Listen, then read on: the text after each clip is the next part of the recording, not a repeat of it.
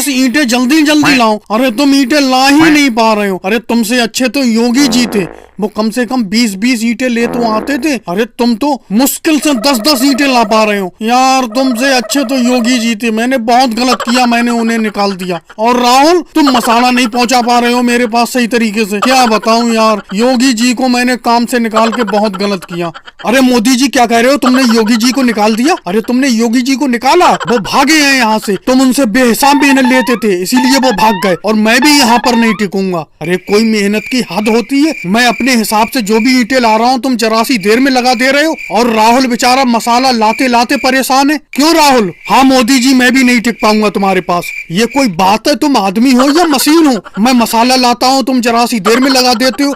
अखिलेश ईंटें लाता है, जरा सी देर में लगा देते हो। क्या बात है, कितनी तेज हाथ चलाती हो तुम, इसीलिए तो योगी जी तुम्हारे पास टिके नहीं। देखो राहुल और अखिलेश, मैं 1 महीने का ठेका 10 दिन में लेता हूँ, इतनी बात समझ लो। और मैं जो आदमी भी करता हूँ काम के लिए उनसे भरपूर मेहनत लेता हूँ। अब तुम रुको या मत रुको ये तुम्हारी मर्जी है। योगी जी भी नहीं रुके, कोई बात नहीं है, मैंने कहा उनसे चले जाओ। अब तुम दोनों अगर नहीं रुकना चाह रहे हो, तुम्हें मेहनत ज्यादा लग रही है, चले जाओ, दूसरे लोगों को देख लूंगा मैं। मेरे पास तो लोग आते जाते रहते हैं, मुझे काम से मतलब है, काम। पैसे देता हूँ तो काम लूंगा मैं भरपूर, समझे? अरे मोदी जी ऐसे भी काम से क्या फायदा? अरे ऐसा काम हमें नहीं चाहिए, समझे? जो काम करते करते आदमी परेशान हो जाए, ऐसा काम नहीं चाहिए। हम भी काम पे नहीं आएंगे बिल्कुल, समझे? तो जिस काम में तुम जुड़ जाती हो उस काम में घाटे का नाम भी जुड़ जाता है। अरे मैं तुमसे कह रहा था कि तुम इस काम पे मत आओ मत आओ। तुम्हारे आते ही नदी में से रेता भी निकलना कम हो गया। अरे मैंने जैसे तैसे करके नदी में से रेता निकालने का ठेका लिया था, लेकिन ठेके में घाटा हो रहा है। अब पता नहीं घाटा क्यों हो रहा है। मुझे तो ये लगता है जिस काम में तुम मेरे साथ हो जाते हो उस काम में घाटा ही होता है। पिछली बार अपनों ने आलू का बिजनेस साथ में किया था, बहुत लंबा घाटा लगा था। आलू सारे के सारे सड़ गए थे, बेच ही नहीं पाए अपना। अब मैंने नदी में से रेता निकालने का ठेका लिया है कि रेता निकाल निकाल के बेचूंगा। लेकिन अभी कुछ दिन पहले मैं, योगी जी, राहुल और लालू जी मिलके काम कर रहे थे। अच्छा रेता निकलना था नदी में से, लेकिन जैसी तुम्हें साथ में किया नदी में से रेता निकलना बिल्कुल बंद हो गया।